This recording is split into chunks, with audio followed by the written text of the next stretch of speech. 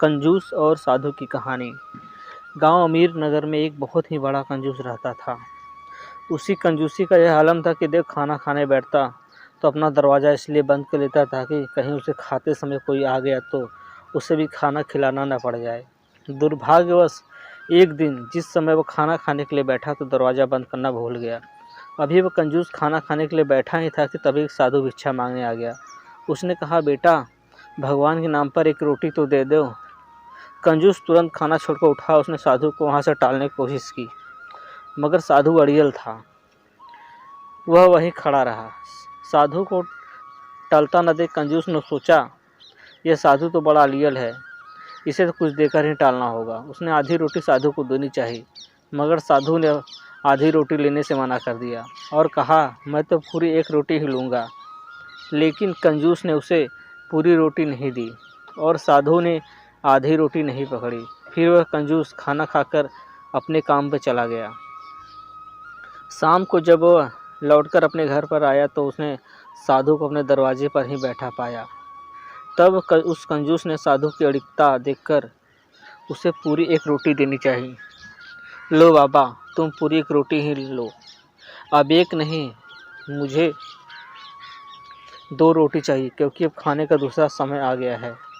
एक रोटी अपनी और बढ़ता देखकर साधु महाराज ने तुरंत कहा, तुझे एक रोटी लेनी है तो ले। कंजूस ने अकड़कर साधु को धिक्कारा, मगर साधु ने से वह रोटी भी नहीं ली। कंजूस ने साधु के कहने पर उसे 2 रोटी नहीं दी। कंजूस अपने घर में घुसा, दरवाज़ा बंद किया, खाना खाया और सो गया। वह सुबह उठा तो उसने साधु को अपने दरवाजे पर ही बैठा पाया। उसे देखकर कंजूस घबरा गया। वह सोचने लगा, यदि साधु मेरे दरवाजे पर भूखा मर गया तो मैं खामखा फंस जाऊंगा।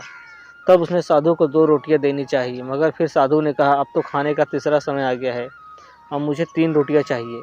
लेकिन इस बार भी कंजूस ने उसे 3 रोटियां नहीं दी और साधु ने उसे 2 रोटियां नहीं ली। इस प्रकार 4 दिन बीत गए। साधु 4 दिनों तक भूखा रहा तो उसके शरीर में परिवर्तन आना स्वाभाविक ही था। वह मरने हाल में दिखाई देने लगा। न खाने के कारण वह अत्यधिक कमज़ोर हो गया। साधु की हालत देखकर कंजूस बहुत घबराने लगा।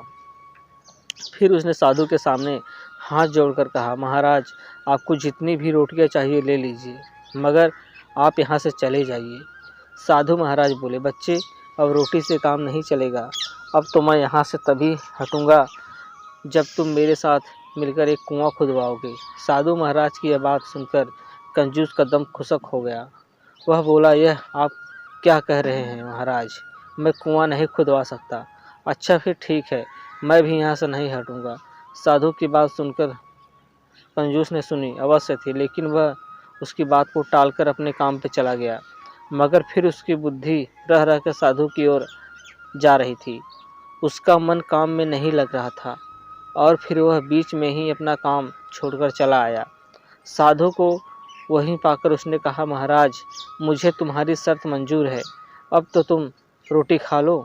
फिर साधु ने कहा, बच्चे, अब एक कुएं से काम नहीं चलेगा, अब तो 2 कुएं खुदवाने पड़ेंगे, एक मेरे लिए और दूसरा अपने लिए। कंजूस ने फिर साधु की बात को अस्वीकार करनी चाहिए, मगर तभी उसने सोचा, यदि उसने साधु की बात को अस्वीकार कर दिया तो जितनी बार भी उसने उसकी बात को अस्वीकार कर दिया है उतनी बार ही साधु कुएं की संख्या में वृद्धि कर देगा।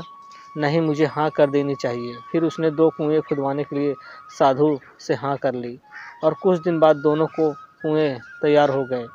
तब साधु ने कहा, हे मानव, मैं 1 वर्ष बाद फिर आऊँगा।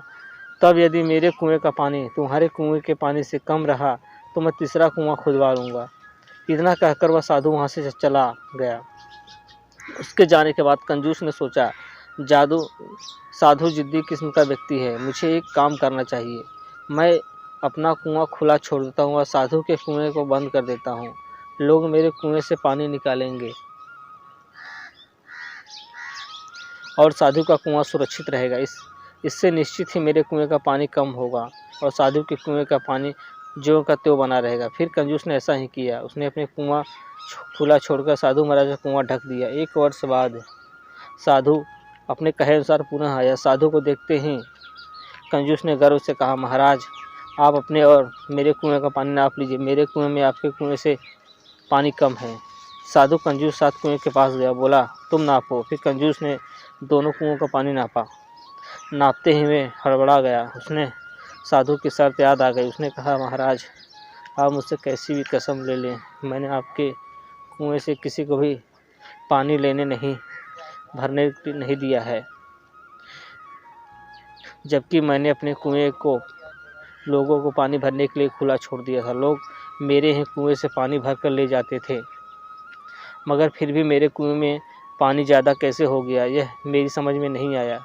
कंजूस की बात सुनकर साधु मुस्कुराया, फिर बोला, अरे बुद्धू, थोड़ी गहराई से सोचो, तब सब कुछ समझ जाओगे। कंजूस ने फिर दिमाग पर बहुत जोर लगाया, लेकिन उसे समझ में कुछ नहीं आया। फिर साधु महाराज ने उसे समझाया, अरे बेवकूफ़ आदमी, तूने मेरे कुएं से किसी को पानी भरने नहीं दिया और अपना कुआं लोगों के लिए खुला छोड़ दिया। तू नहीं जानता, अकल के अंधे आदमी, कि दान देने से धन कभी नहीं घटता, तिजोरी में रखने से वह घट जाता है। इसलिए मेरे कुएं से तूने पानी नहीं निकलने दिया, अपने कुएं से खूब पानी भरवाया, तभी तो तुम्हारे कुएं का पानी मेरे कुएं से ज़्यादा रहा। साधु की बात सुनकर कंजूस की आंखें खुल गई। फिर वह उस दिन से दान करने लगा। अब वह जान गया कि दान करने से धन कभी नहीं घटता।